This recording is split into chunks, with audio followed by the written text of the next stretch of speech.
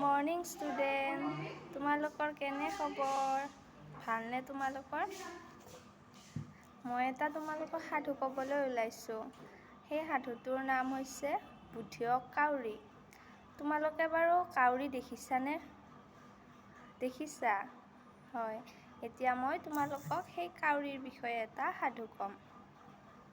এদিনাখন গৰমৰ দিনত এজনী কাউৰীয়ে উৰি আছিল আৰু তেতিয়া তাইৰ বহুত পিয়াহ লাগিছিল।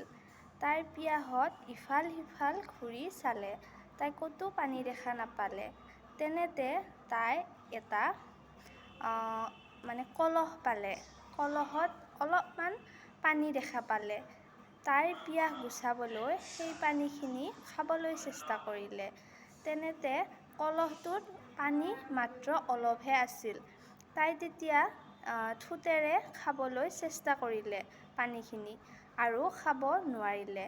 তেনেতে তাই এটা বুদ্ধি খেলালে। কলহৰ কাষত কেইটামান শিলগুটি পৰি আছিল।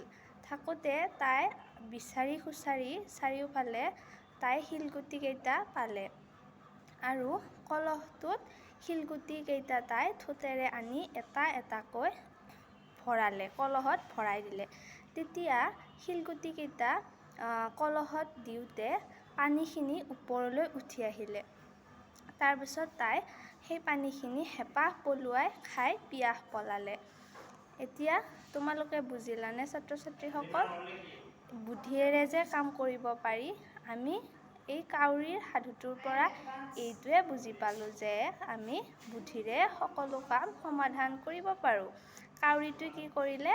বুদ্ধিৰে পানীখিনি খালে। যদি তাইৰ বুদ্ধি নাথাকিলেহেঁতেন সেই পানীখিনি খাব নোৱাৰিলেহেঁতেন।